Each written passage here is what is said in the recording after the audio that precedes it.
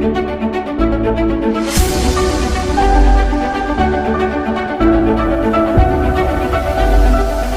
Friends, तो कैसे हैं आप लोग। आशा करता हूँ अच्छे होंगे।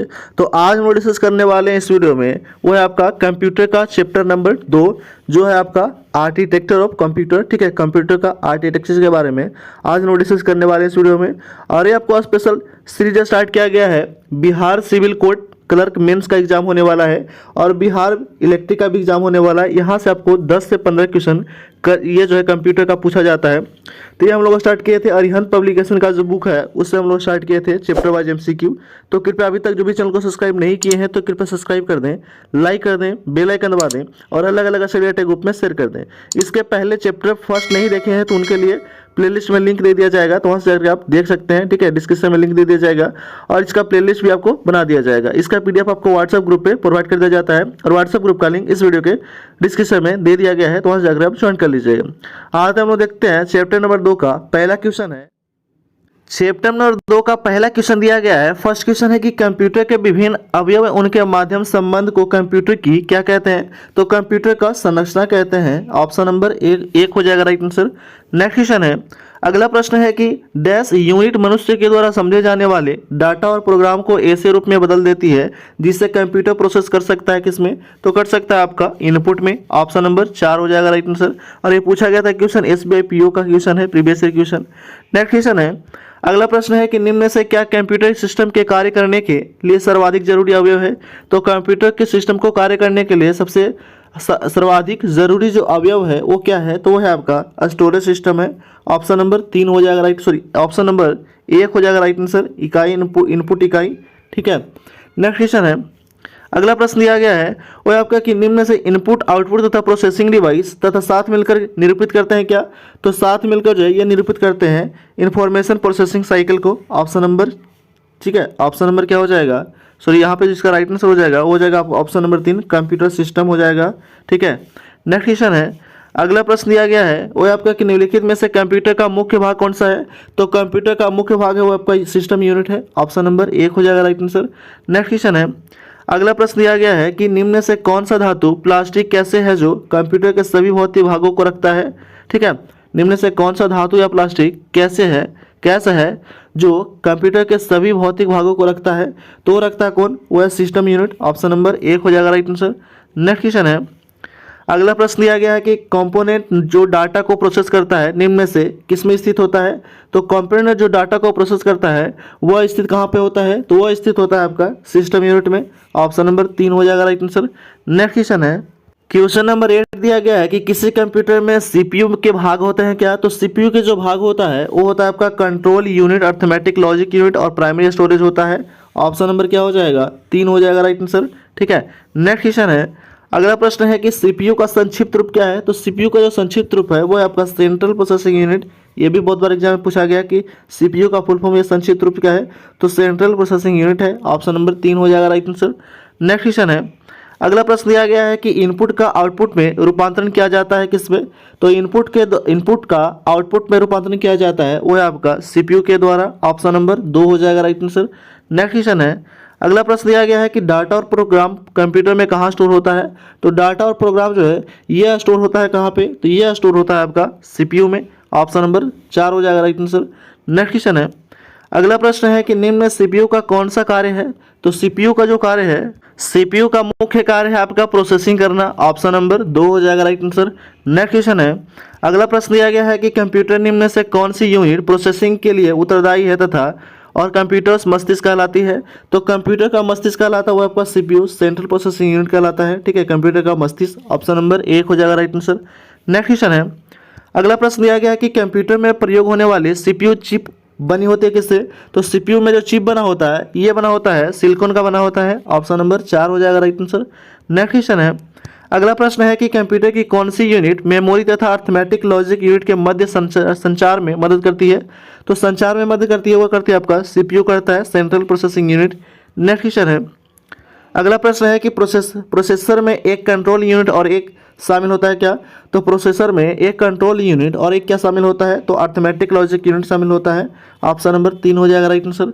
नेक्स्ट क्वेश्चन है, अगला प्रश्न है अगला प्रश्न दिया गया है कि ALU के मुख्य फंक्शन का कार्य क्या है। तो ALU जो है अर्थमेटिक लॉजिक यूनिट, इसका जो है मुख्य फंक्शन का जो कार्य है वो क्या है, तो वह है आपका अर्थमेटिक और लॉजिक ऑपरेटर्स को प्रदर्शित करना। ऑप्शन नंबर 1 हो जाएगा राइट आंसर। नेक्स्ट क्वेश्चन है, अगला प्रश्न दिया गया है कि कंप्यूटर का कौन सा भाग कैलकुलेटिंग एवं कंप्यूटिंग के लिए इस्तेमाल होता है। तो यह इस्तेमाल होता है आपका ALU अर्थमेटिक लॉजिक यूनिट इस्तेमाल होता है।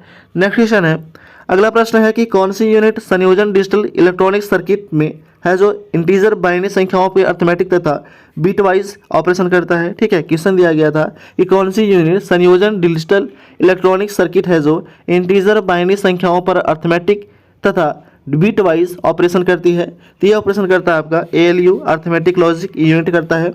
नेक्स्ट क्वेश्चन है, अगला प्रश्न दिया गया है वो है आपका कि निम्न से कौन सा डाटा स्थान को धारण करने और एक छोटे से सेट जो कंप्यूटर प्रोसेस का एक हिस्सा है और निर्देश स्टोरेज एड्रेस या किसी भी प्रकार का डाटा रख सकता है। तो वो है आपका कौन, तो वो हो जाएगा आपका रजिस्टर। ऑप्शन नंबर क्या हो जाएगा, 1 हो जाएगा राइट आंसर।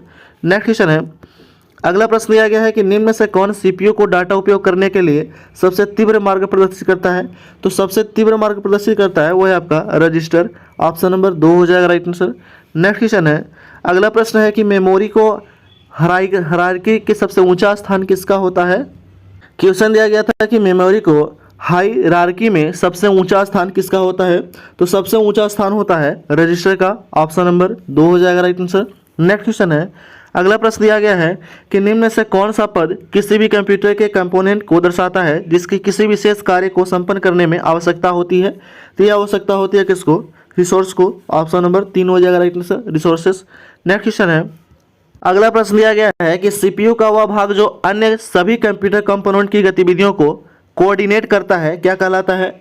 तो कोऑर्डिनेट करता है कहलाता है कंट्रोल यूनिट कहलाता है। ऑप्शन नंबर 3 हो जाएगा राइट आंसर। नेक्स्ट क्वेश्चन है, अगला प्रश्न है कि मशीन साइकिल का कौन सा नियंत्रण करता है। ठीक है, तो मशीन साइकिल का जो नियंत्रण करता है वो करता है आपका कंट्रोल यूनिट करता है। ऑप्शन नंबर 1 हो जाएगा राइट आंसर।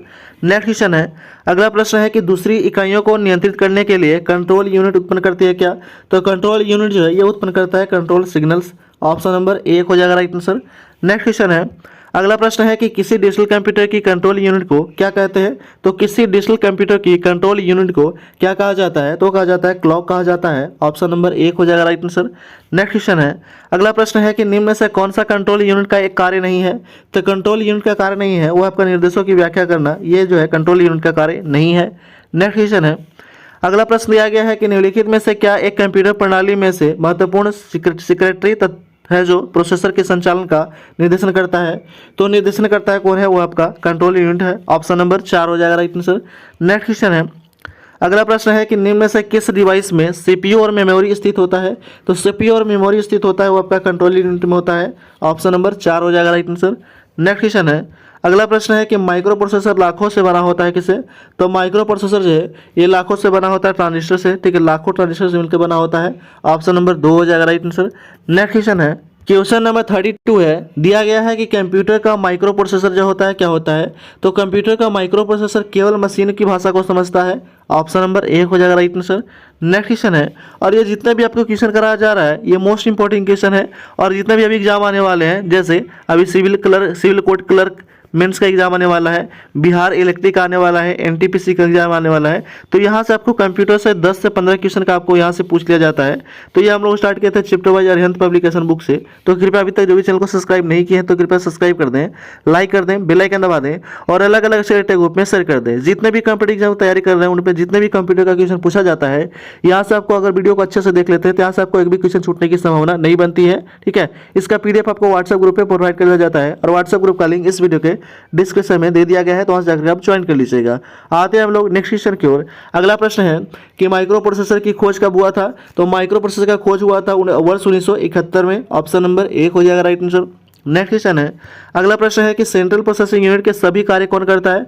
तो सेंट्रल प्रोसेसिंग यूनिट का सभी कार्य जो है वो करता है माइक्रो प्रोसेसर। ऑप्शन नंबर 1 हो जाएगा राइट आंसर।